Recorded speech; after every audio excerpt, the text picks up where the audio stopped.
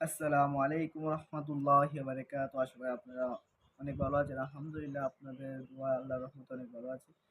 আজকের হাদিস আজকে একটা হাদিসে নিয়ে ভিডিও বানাচ্ছি যে আল্লাহ রাসূল আমাদের জন্য কতবার মুবারকবাদ দিয়েছেন এবং যারা আল্লাহ রাসূলকে দেখে ঈমান এনেছে তাদের জন্য কতবার মুবারকবাদ দিয়েছে। হাদিস আমার সামনে আছে। ইনশাআল্লাহ আপনাদেরকে বলতেছি।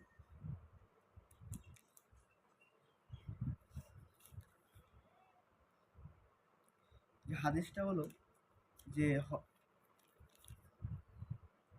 হযরত আনাস হযরত আনাস ইবনে মালিক রাদিয়াল্লাহু তাআলা আনহু হতে বর্ণিত আছে যে রাসূল সাল্লাল্লাহু আলাইহি সাল্লাম ইরশাদ করিয়াছেন, যে ব্যক্তি আমাকে দেখিয়া এবং আমার উপর ঈমান আনিয়াছে তাহার জন্য তো একবার মুবারকবাদ।